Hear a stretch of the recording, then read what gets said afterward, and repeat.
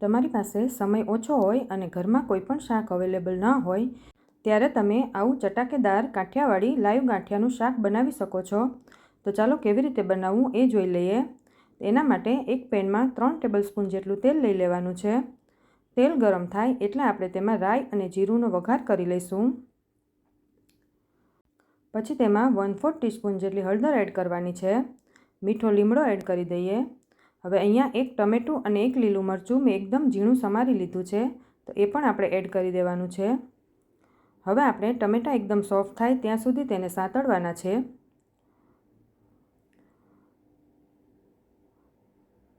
પછી તેમાં આપણે મીઠું સ્વાદ પ્રમાણે એડ કરી દેવાનું છે। આપણે ગાંઠિયાનો લોટ બાંધશું તેમાં પણ મીઠું નાખીશું, એટલે એ પ્રમાણે મીઠું એડ કરવાનું। હવે આપણે 1 ટીસ્પૂન જેટલું લાલ મરચું એડ કરી દઈએ। તીખું તમે વધારે ઓછું કરી શકો છો। પછી આપણે તેમાં 1 કપ છાશ અને 1/4 કપ જેટલું પાણી એડ કરવાનું છે। પછી આ છાશને આપણે ઢાંકીને ઉકળવા દેવાની છે। તો ત્યાં સુધીમાં આપણે ગાંઠિયાનો લોટ પણ બનાવી લઈએ। તેના માટે અડધો કપ ચણાનો લોટ લીધો છે। તેમાં પણ મીઠું સ્વાદ પ્રમાણે, 1/4 ટીસ્પૂન જેટલી હળદર, 1/2 ટીસ્પૂન જેટલું લાલ મરચું અને 1 ટીસ્પૂન જેટલું તેલ એડ કરવાનું છે।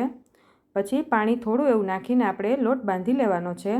આ લોટ ઢીલો ન થઈ જાય તેનું ખાસ ધ્યાન રાખવાનું। આપણો લોટ એકદમ સ્મૂથ એવો તૈયાર થઈ ગયો છે। ચમચીમાંથી આ રીતે પડે તેવો બાંધવાનો છે। હવે આપણે ગાંઠિયાની જાળી લઈ લેવાની છે। તેમાં આપણે લોટ એડ કરી દેવાનો છે। ત્યાં સુધીમાં આપણું છાશ અને પાણીનું બેટર એકદમ ઉકળી ગયું છે। હવે તેમાં આપણે ગાંઠિયા પાડી દેવાના છે। ગાંઠિયા પાડતી વખતે ખાસ ધ્યાન રાખવાનું, પાણી એકદમ ઉકળેલું હોવું જોઈએ અને ગેસની ફ્લેમ ફાસ્ટ રાખવાની છે।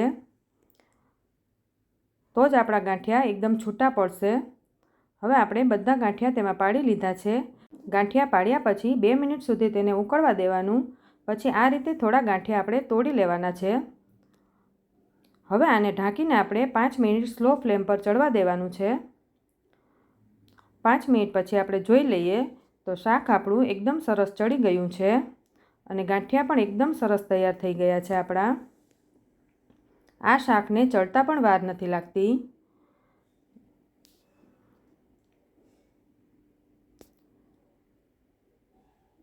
આપણા ગાંઠિયા એકદમ છૂટા એવા સરસ તૈયાર થઈ ગયા છે। છેલ્લે આપણે તેમાં લીલા ધાણા એડ કરી દેવાના છે। હવે તેને આપણે એક પ્લેટમાં લઈ લઈએ। જોતાં જ ખાવાનું મન થઈ જાય તેવું લાઈવ ગાંઠિયાનું શાક આપણું તૈયાર થઈ ગયું છે। ઉપરથી આપણે થોડા લીલા ધાણા નાખી દેવાના છે। આ શાક તમે રોટલી, પરાઠા સાથે પણ ખાઈ શકો છો। તમે પણ ઘરે જરૂરથી ટ્રાય કરજો। જો તમને મારો વિડીયો ગમ્યો હોય તો લાઈક, શેર અને સબસ્ક્રાઈબ જરૂર કરજો।